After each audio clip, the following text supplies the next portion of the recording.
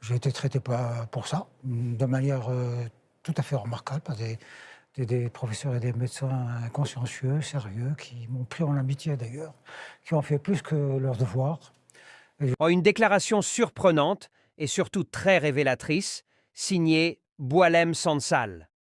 Invité sur un plateau français, l'écrivain est revenu sur son passage à l'hôpital lorsqu'il était détenu en Algérie. Et ce qu'il dit vient contredire frontalement ce que certains médias français racontent depuis des années. Sansal affirme qu'il a été soigné de manière remarquable par des médecins algériens qu'il décrit comme consciencieux, sérieux et profondément humains. Il explique même qu'ils ont fait plus que leur devoir, qu'ils l'ont accompagné avec bienveillance et qu'ils l'ont pris en charge comme un patient, pas comme un prisonnier. Diagnostic, suivi, attention.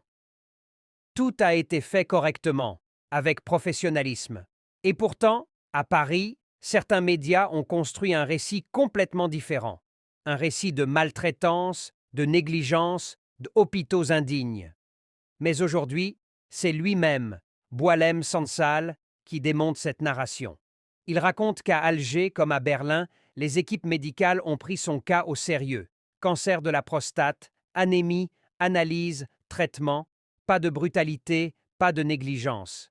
Au contraire, de la compétence, du respect et une véritable éthique médicale. Cette confession met en lumière un point essentiel.